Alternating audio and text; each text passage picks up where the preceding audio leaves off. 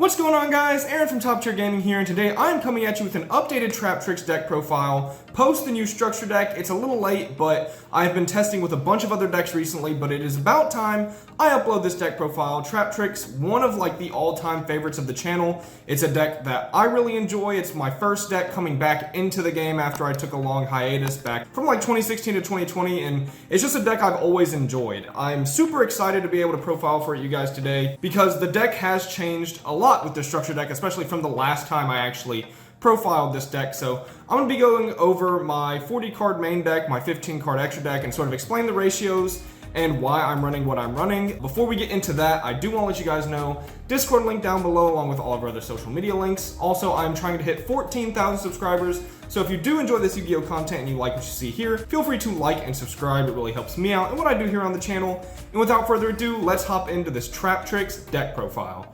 Alright, so starting off, I am starting with 3 Traptrix Merrymaker, and this is obviously the best starter for the deck because on summon she searches a trap hole, which is super good to allow you to get into, one, your Holtea, but also any additional interruptions in case you already drew Holtea. Merrymaker has historically just been the best one, and also her second effect is probably the best as well, maybe the second best behind, well, maybe even the third best now that we got so many new good cards. But Merrymaker's effect to pop a spell and trap your opponent controls is huge, especially in the current format where there's things like Kashtira Birth, as well as things like Branded Lost, and then there's also cards like Runic Fountain, where Merrymaker just comes up so frequently, and she can be used multiple times a turn, 3 or 4 times, and Merrymaker is definitely a Traptrix monster that you want to maximize. Then I am choosing to play 3 Traptrix Pudica, which is the only other Traptrix monster I'm actually choosing to maximize. And the reason for that is if you draw multiple Traptrix monsters, you really want one of them to be Pudica, because Pudica adds the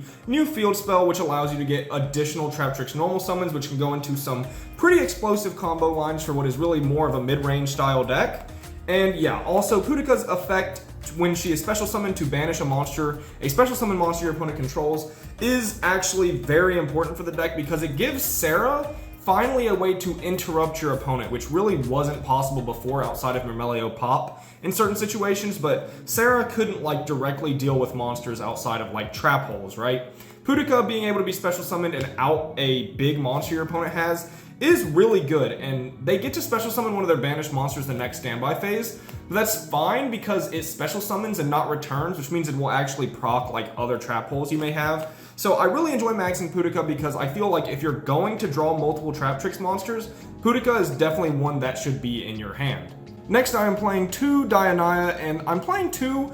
I've seen this ratio sort of be different amongst many profiles. I think 2 is the most standard, but I could definitely even see 3 or 1. I personally prefer 2 as sort of the middle ground because there are times where you want to search her to get an additional normal summon, especially to combo with Pudica and the field spell, but you also want her in deck to be able to special summon off of Sarah and reset your trap holes. So I feel Dionaya is a really important piece for the deck, but not exactly the Traptrix starter you want to see. So I feel like 2 is a fine ratio for Dionaya, and her effect to reset trap holes is probably one of the most important things in the deck. Next, I am only playing 2 Traptrix Mantis, which looks a little weird why we're not maximizing this card, because historically she was the second best normal summon beside, right behind Merrymaker, and I just feel like Pudica sort of took her spot as the next best behind Merrymaker instead of Mantis. Mantis is super important because she can search Arachnocampa, which can be a 1-card starter type deal to proc Sarah's effect. But again, if you're drawing multiple Traptrix monsters, I really don't want Mantis to be one of them. I'd rather it be Pudica, and with the elevated Traptrix count, compared to the deck profiles of old where we only ran 9 Traptrix, this list is actually on 11, so you will see Traptrix monsters more often. And while I feel Mantis is super good, you actually don't need as many copies of her in your deck as something like Pudica as well. So this is a ratio I'm still testing around with. Maybe Mantis deserves to be at 3, but currently I am only playing 2 to fit other cards in the deck. I just realized I said 11 Traptrix, but I'm actually playing 12 because I am on 2 Arachnocampa, and Arachnocampa is a very powerful Traptrix monster, probably one of the best we actually got from the structure deck. Her ability to be an extender, is finally a way for this deck to play around things like Gamma and Ghost Ogre, which used to be a nightmare for this deck because they would stop your Traptrix monsters from going into Sarah because they would be destroyed, which is really tough for the deck, but now they finally have an extender in a sense. And she does lock you into Insect and Plants, which can be a little weird in this list, However, like you sometimes want one to extend with and then search one to have in hand to sort of give you some insulation from Lightning Storm and Harpy's Feather Duster, because the first time your set cards will be destroyed, she will actually protect them, which is huge for the deck, giving it an out to backward destruction. And I just think that's very nice for the archetype overall. Definitely one of the better cards they got from the structure deck, and we are playing 2. Next, I am playing 1 Traptrix Garden, and I do not like that this card is called Traptrix Garden and not Traptrix Garden. That kind of bothers me. However, we're only playing 1 because it's searchable by Pudica, and this card does not start your plays. It's not like a field spell that searches a monster on activation. So it really can make your hands very awkward, like it makes your bad hands so much worse. So we're just playing 1 to search off of the Pudica. However, this card is absolutely fantastic. All 3 effects are phenomenal. The extra normal summon is probably the most prevalent in my opinion because it does allow you to go for some crazy combo lines. But the second effect to protect your monsters from being destroyed by battle is a super good way to protect your Traptrix Sarah, because a big problem this deck used to have is like they would normal summon a monster that isn't really threatening, but it could run over Traptrix Sarah, so you were forced to use like a floodgate on it just so you got value off of your Link monster. And this sort of circumvents that problem this deck had. So that effect, it doesn't come up often because it is a battle phase effect, but it is relevant and something you should keep in mind. And then the third effect is a way to special summon Traptrix monsters from your graveyard, which this can bring back Link monsters because it doesn't have to be in defense like Dianaya. So that is super good in like a grind game where you need to bring back one of your Sarahs or even one of your bigger boss monsters like Utricularia or a Tipis. So we are on the 1 Garden. It is a fantastic piece of support for the archetype. Now on to sort of the extender package. I am on 3 Traptrix Holtea. Now this card is truly probably the best card that the structure deck gave them by far. I mean, Holtea really changed how the deck played for multiple years now, for at least 3 years, because yeah, I started playing this deck back again in like 2020. I have been begging for a Traptrix like in archetype, in engine Brigandine, because that's what the deck truly needed, and they gave us that card, but it also does more. It has an insane grave effect that can be a monster reborn for your Traptrix monsters. Now Holtea does come at the cost to like special summon herself by discarding another trap, which means you have to play like a decent normal trap count, which is like good and bad. Like you're more of a mid-range deck in my opinion. That's how Traptrix more plays than like a trap deck. So you don't want to run too many normal traps because they're not great going second and they can just make your hands really awkward overall. But you do need to play a decent amount for Holtea. So yeah, but I mean, that's like a small downside to note because this is really just the best card the deck got by far. You want to maximize this because this card is absolutely insane. Now I am still on 3 Shade Brigandine, which might be a little weird because I've seen some people cut this, some people still play it. Definitely more of a divisive card amongst lists. However, I feel this card is still insane and sets up some of your better combo lines. And also with another extender, Shade Brigandine is actually just full combo without even seeing a Traptrix monster. So that's very nice. And like your worst case scenario, this is a card that can help you combo even if you don't see Holtea. But also, if you do see Holtea, it is a normal trap you can discard. So I feel like this card serving multiple uses as an extender, either with itself or allowing you to use Holtea for free, is super good. And I feel like Brigandine is still an amazing combo piece that you don't have to play, but if you want to go for more explosive lines, I think running as many of the powerful extenders as you can without being like bricky is the best way to go. And then lastly, I'm on 2 Parallel Exceed, which I think if you are going to play no Brigandine, you should play 3 of this card. But I feel like 8 extenders is fine. 2 Parallel is something I've played with in the past as well, and it's something that I don't really like too much in most lists. However, there's just so many more extenders now that playing 3 Parallel feels like a lot. It may jump back to 3 because you really want to open it. Through the magic of editing, I have now decided that 3 Parallel is just better than 3 Brigandine. Like, it's mostly because of Runic and Kashtira, in my opinion. Like, having Parallel Exceed get banished and having one is just so detrimental because it won't be able to resolve. So I do think maybe 3 Parallel and 2 Brigandine is the better ratio. I still like Brigandine for all the reasons I said earlier, but maybe this is the better extender package. So I guess decide which one you'd rather run, like, up to your preference. All right, for the trap holes, which is sort of the last bit of like regular engine, I am playing 1 Floodgate trap hole, 1 Gravedigger trap hole, 1 Traptrix trap hole of Nightmare, and 1 Terrifying trap hole Nightmare. All right, so this is the trap hole ratio I choose to play. Some people play much more than this. I think 4 is like not an odd number to see, but I definitely see more people on like 5 or even 6 additional trap holes, which is pretty insane. I think these cards are just not good. Like, trap holes in general are not great cards. Like, yes, in this deck they're amazing because they're engine, but you know, they're not super powerful cards. Like, that's why you don't see them in other decks, right? And they're terrible going second. This deck sort of makes them okay going second by allowing them to still be discarded for Holtea, which is an insane card, but I really don't feel like you want to see too many trap holes, and they're not even that great into every matchup. Like, Floodgate is amazing versus Kashtira. In fact, I think all 4 of these are okay in a Kashtira. Gravedigger stopping Riseheart is like okay, but like against Branded, they're just all right. Against Labyrinth, they can be weird-ish. Against Fluandereeze, they're absolutely terrible, which is a rogue matchup. You're not going to see that often, but it is something to note.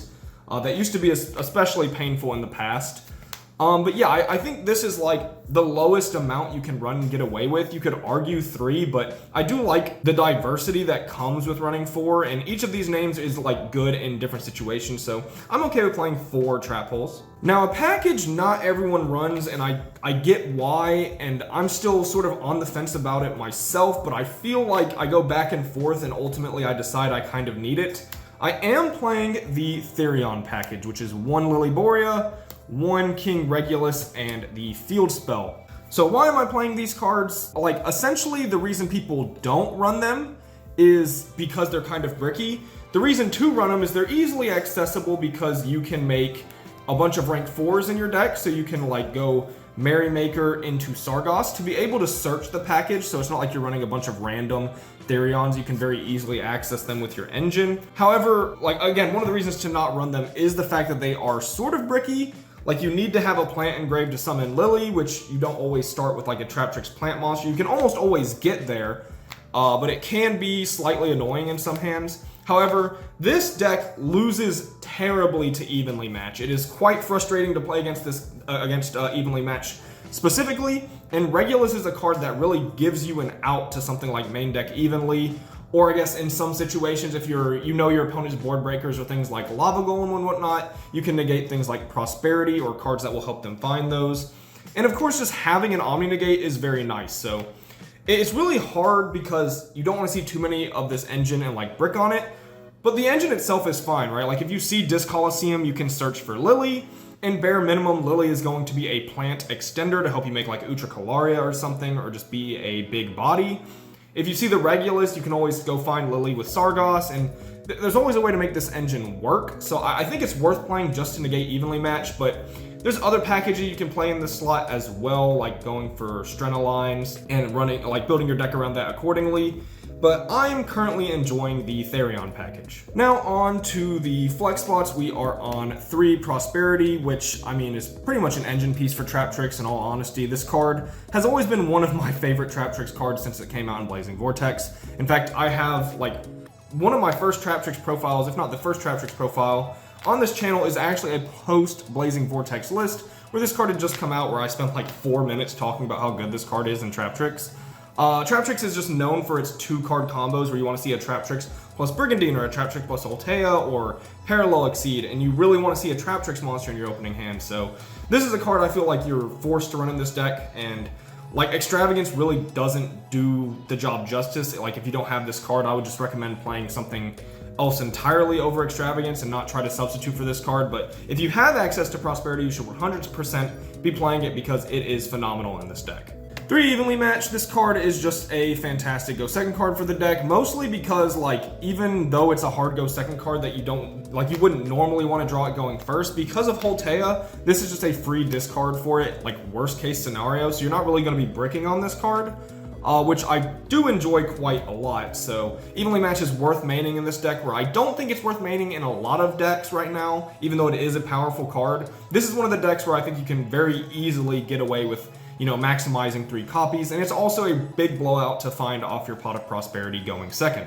Lastly, for some hand traps, I am playing 3 Ash Blossom, which should be no surprise. This is just one of the best hand traps in the meta because, I mean, Branded's running around, this thing stops Thrust, which can search Harpy's Feather Duster, which is huge, so I feel like this card, I mean, just for like Book of Eclipse and Thrust alone is mandatory, but it's also just good into the current format. And then I am on 3 Nibiru, which I think you can get away with not playing this card and running Imperm over it, which is an option to go, but I just like keeping Kashtira kind of honest with their plays and running Nibiru. Like, there's nothing higher impact than it in the matchups where it's good. But Nibiru has been losing a little bit of steam recently because people are playing around it. So if you want to play Imperm over Nibiru, that's completely understandable, but I am currently playing Nibiru. Alright, on to the Traptrix extra deck. I am playing 3 Traptrix Sarah, which I'm going to hide the not so great Sarah. I don't know why I don't own 3. Like, there was such a long time where you only really needed to play 2 in this deck. But after the support, I actually think 3 of this is much more warranted because especially when you're running Lily Borea, sometimes you want to put a Sarah in Grave, but then still make one later. So you'll link off with 1 Sarah into Utricularia and then make another one. And then, especially with Kashtira in the format as well, 3 Sarah is a little bit more convenient. But honestly, this 3rd common is oftentimes the Honorary Prosperity Banish. But yes, 3 Traptrix Sarah, I do think it's kind of worth maximizing in this format, so we are on 3. Next, for some one-of Traptrix Link monsters, I am on the Utricularia, which is a pretty solid card now. I feel like she got better after the support. And 1 Atypus, who is honestly insane. Such a powerful boss monster they gave the deck. She does have some things I'm a little peeved about her, like she can't target face downs to like pop, which is pretty annoying.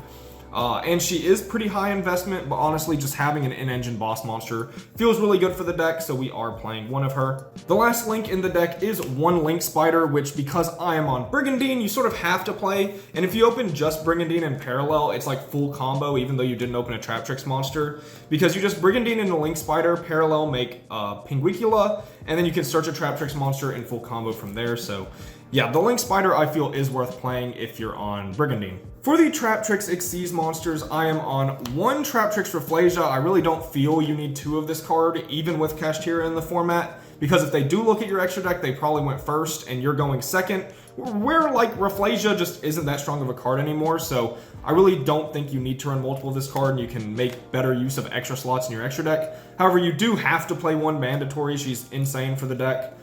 1 Pinguicula, you know, I'm gonna go with Ping. She is a fantastic piece of support the deck got because she allows you to not only get follow-up, but you can also search Arachnocampa, which can help you play around things like Lightning Storm in post-game 1 scenarios. And her effect versus some matchups is actually really solid as well, so don't sleep on her effect to steal graveyard effects. Like, thinking about Dinosaur, for instance. Well, I guess Dinosaur wouldn't work. You can't like steal miss because he pitches himself for cost, not effect. If I believe I'm thinking about Pinguicula right and her effect. But there are a lot of matchups where you can steal things that need to activate Engrave, like Tearlaments was a fantastic example where you can stop them from fusion summoning. So yeah, she does have sort of an interrupt effect, but mostly she is here to search a Traptrix monster. And then lastly is Alamaris, which does come up the least out of all 3, but she helps you push for damage. She can essentially abuse the Traptrix special summon effects like additional times, like Mermelio or Dionaya even, Pudica. Just get additional effects, and she does have another effect that allows you to steal your opponent's stuff, which doesn't come up often because you don't really end your board with Alamaris, but in some game states that could be relevant, so it is important to kind of keep in mind. The honorary best Traptrix rank for Xyz is Time Thief Redoer. He's just been the raid boss of this deck for many years now at this point. He's really good because you have so many traps that you overlay with, so you instantly give Redoer like a bounce, a non-target bounce, so it's like one of your best outs to like Red Eyes Dark Dragoon, for example, and just big problems like Avermax. So Redoer is definitely one of the best Traptrix Xyz monsters. Then I am on 1 Steel Swarm Roach and 1 Exciton Knight. I feel like this is the first time I've had an extra deck actually having both like Swarm Xyz monsters, but they're both semi-relevant. I don't think you have to play Roach at all. Like, you don't really have to play him, but he is really good into Kashtira, for example. Not too many matchups, but Kashtira, like people have been talking about Roach for Kashtira for a while now, and I just thought it would be really funny to play both Swarm Xyz monsters in an extra deck. Exciton is insane because, like, not only is he a board clear, but he also is like a way to try to clear their board and like bait an Imperm and then maybe make Zeus and actually clear their board. So Exciton plus Zeus in the same extra deck is quite silly. 1 Merrymaker and 1 Sargos. This is how you get into your Therion package. You just overlay any 2 level 4 monsters into Merrymaker, overlay the Sargos, and then you can just search for a Therion monster, or a Therion card, excuse me. And yeah, it's a really good package, and it also allows you to possibly make 4 Material Zeus, which I think is also pretty good. So yeah, this package is something I really like playing, and it actually allows you to like get to an Omni Negate, and then Sargos himself can be very good if you already have like other Xyz monsters potentially, to where he can start bouncing and or popping cards. So I really like this package, but if you're not playing the Therions, obviously you don't run these. And then lastly is one Zeus. I mean, it's Zeus. We're playing a bunch of Xyz monsters. We're definitely running this card to help clear boards. That is going to be it for the Traptrix deck profile. I'm still testing around with a lot of options in this deck. There are multiple ways to play it. I'm not quite sure which one I like the best as of now, but I do think playing it more mid-rangey instead of like trap heavy is the way I'm going to prefer to play it, but you probably could play this deck more trap heavy if you'd like. Again, there's just so many different ways to play this deck, and like you don't have to run Brigandine, and you can run Brigandine, you don't have to run the Therions, but it's also a solid option. So yeah, tons of options. Let me know down below in the comments which version of Traptrix you like the most right now. What do you think of the list? What would you change about the list? I'll be sure to read those down below. Hope you guys enjoyed. If you did, feel free to leave a like and subscribe. This has been Aaron from Top Tier Gaming. Bye, YouTube.